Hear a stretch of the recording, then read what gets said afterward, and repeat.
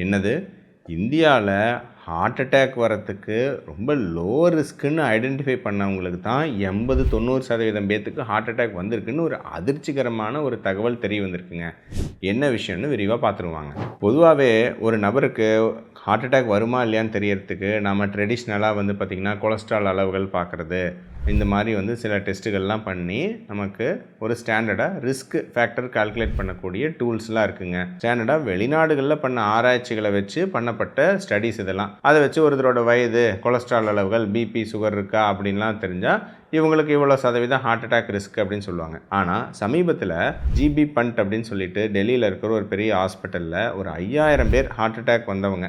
அவங்களுக்கு ஆராய்ச்சி பண்ணி பார்த்ததில் இந்த மாதிரி ஸ்டாண்டர்டான டூல்ஸ்லாம் வச்சு பார்த்தா உண்மையாக ஹார்ட் அட்டாக் வந்தவங்களில் 10லேருந்து 20% பேத்துக்கு தான் ஆக்சுவலாக கொஞ்சம் ரிஸ்க் இருக்கிற மாதிரியும், ஒரு 80% பேர் ஆக்சுவலாகவே ஹார்ட் அட்டாக் வந்தவங்களுக்கு இந்த ரிஸ்க் கால்குலேட்டர்லாம் வச்சு பார்த்தா ரிஸ்கே இல்லைன்னு வர மாதிரியும் தெரிய வந்திருக்குங்க. ஸோ அப்படின்னா நார்மலாக நம்ம கொலஸ்ட்ரால் இதெல்லாம் பார்த்துட்டு எல்லாம் நார்மலாக தான் இருக்குது அப்படின்னு நம்ம நினச்சிட்ருப்போம். ஆனால் அவங்களுக்கு தான் 80% பேத்துக்கு ஹார்ட் அட்டாக் வந்திருக்கு. இது ஏன் அப்படின்னு அந்த ஆராய்ச்சியில் சொல்லியிருக்காங்க. அதாவது நம்ம மேற்கத்திய மக்களுக்கும் நம்மளுடைய சவுத் ஏஷியன் ஃபீனோடைப்னு இருக்குங்க.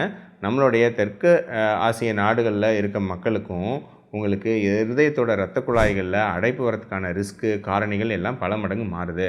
நம்ம ஊரில் பொதுவாகவே நார்மல் வெயிட் இருந்தாவே தொப்பை, விசரல் ஃபேட்டு, அதனால் இன்சுலின் எதிர்ப்புத்தன்மை, அதனால் டயபெட்டிஸு, இந்த மாதிரி பிரச்சனைகள் அதிகம் உண்டு. நம்ம ஊரில் நிறைய பேத்துக்கு எல்டிஎல்னு சொல்லக்கூடிய கொலஸ்ட்ரால் நிறைய பேத்துக்கு நார்மலாக தான் இருக்கும். ஆனால் ட்ரைக்ளிசரைடுங்கிற கொழுப்பு அதிகமாகவும், ஹெச்டிஎல்ங்கிற நல்ல கொழுப்பு கம்மியாகவும் இருக்கும். ட்ரைக்ளிசரைடு ஹெச்டிஎல் ரேஷியோ அப்படின்லாம் கூட சொல்லுவோங்க. சரிங்களா? இந்த மாதிரியான பிரச்சனைங்களா நார்மல் வெயிட் இருந்தாலும் கொஞ்சம் தொப்பை இருக்கிறது, இந்த மாதிரியான ரிஸ்க் ஃபேக்டர்ஸ்.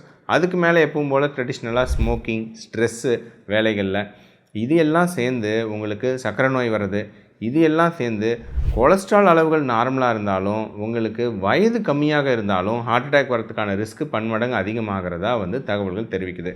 ஸோ அதனால் இன்னமும் பார்த்திங்கன்னா உங்களுக்கு நம்ம இன்னும் சும்மா வெஸ்டர்ன் இதில் பார்த்திங்கன்னா ரீசெண்டாக கூட கொலஸ்ட்ரால் கைட்லைன்ஸில் 100 தான் இருக்கணும், 70 தான் இருக்கணும்னு கொலஸ்ட்ரால் கட் ஆஃபை குறைச்சிட்டே போகிறாங்க.